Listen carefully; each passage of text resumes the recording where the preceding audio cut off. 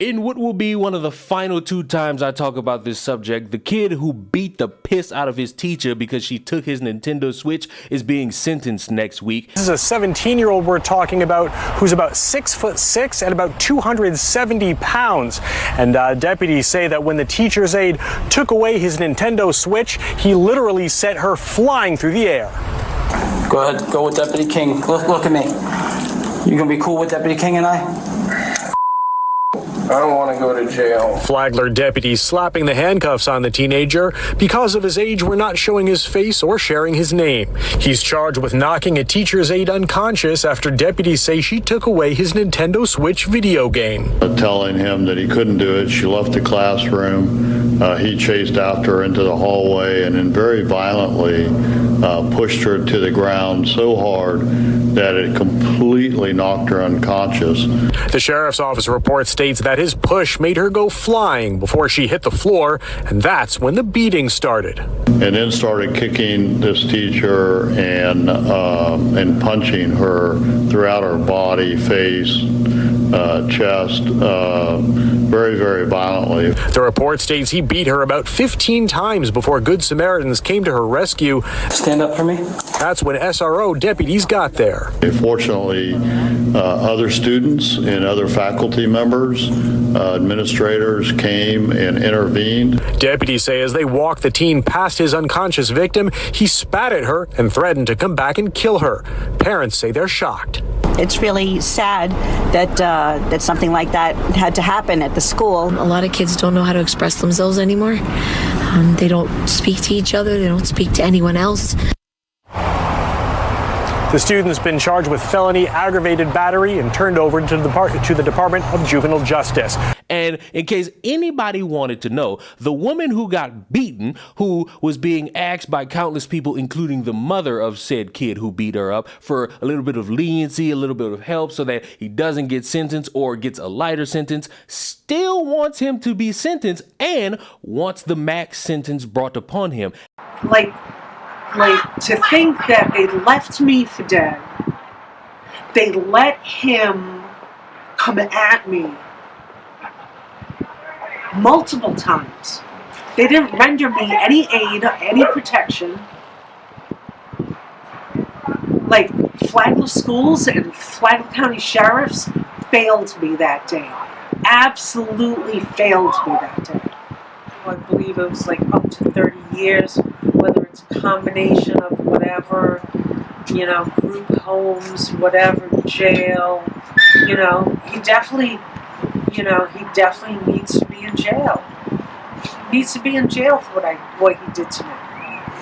And you can have whatever opinion you want, whether if you support her, whether if you are completely against her, whether if you want to bring up autism and ADHD and mental health and all these different things as a layer of defense. No matter what stance you have, that woman feels the way she feels about a situation that happened to her. I know we like to play this game where we look at things from outsiders' perspectives and we like to say we'd save the day, or we wouldn't let this happen, or we wouldn't even be in this circumstance. We all do it. We're all humans. But you have to understand, this woman is well within her right to not support somebody who beat her and hope the worst for the individual. She could have some calm words to say about it. She could have a little bit of encouragement that maybe in time they could be a changed person, but they could still hope the worst for somebody. And guess what? No matter what any of you say, that is what we call life. We all know it, and we all have to live in it, whether the circumstances be something major or trivial. But I would also like to caution a bunch of people who are cheering that maybe this guy ends up getting 30 years or 33 years, whatever the max sentence is,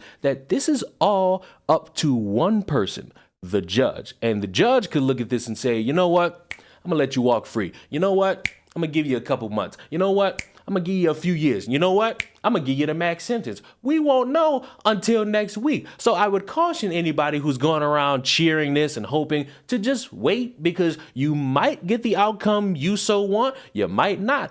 All I'm looking for is some form of consequence, because you could bring up ADHD and autism and all this shit people have, but that should not be an excuse to allow something like that to happen in any capacity. Because if you go find that video and watch it, He beat the fuck out this lady and deserves some form of a consequence. Not this BS the mother was talking about, saying, oh, he's been in there long enough, and that indeed is the consequence. I am so sorry for what my son did. And nobody should ever have to go through that. But at the same time, please consider that my son has had a hard life. And he's gone through so much trauma in his life. He has autism. Please show mercy to him. I'm terrified for my child. I feel like if he gets sentenced to prison, it's a death sentence for him. He's scared.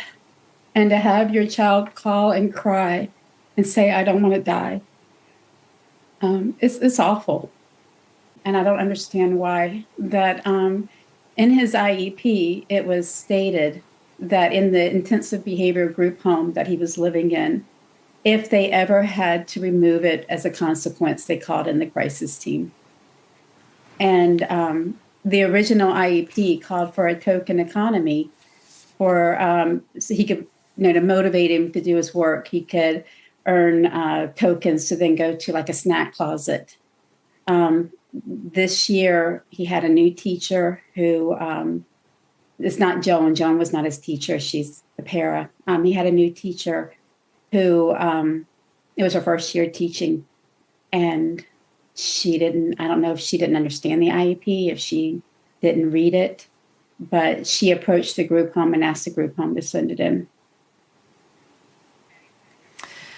Listen, for anybody who watches that video, it's hard for them to get past it, and I can understand they'd be devastated for Joan Nadich, the victim in this attack, and I can imagine you feel devastated for her as well. You wouldn't have wanted this to happen.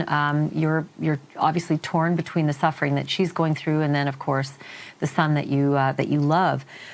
It's just odd that he was in, this kind of public schooling to begin with. Do you know why this was the situation? Why he was actually even in a typical school like this? If he had this list of conditions he was coping with?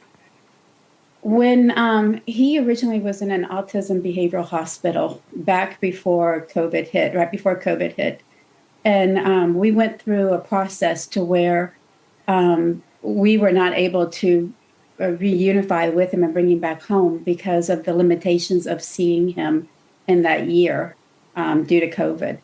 And so he was placed in an intensive behavioral group home, and I questioned it at the beginning.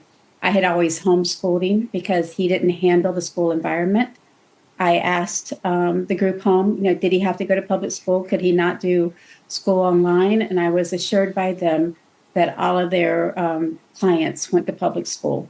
So even though he was a level 6 and I never thought he belonged in public school, I didn't have a choice. No. Actual consequence warranting what he did. End of story. Cut to print, period. And I would love to know, am I the heartless bastard in the world, or do you understand where I'm coming from, or do you want to add to what I'm saying? Let me know in the comment section down below. I will see you all next week when we have to update this and we hear about the sentencing, whether he be sentenced for 30 years or whether he gets sentenced for 30 days or whether nothing happens at all. I would just like for you all to remember that this is all up to the judge and not up to you and your random think piece about how you think the justice system is either fair or not fair. Glad we got all that out the way. Subscribe to the channel, and I will see you in the next one. Goodbye.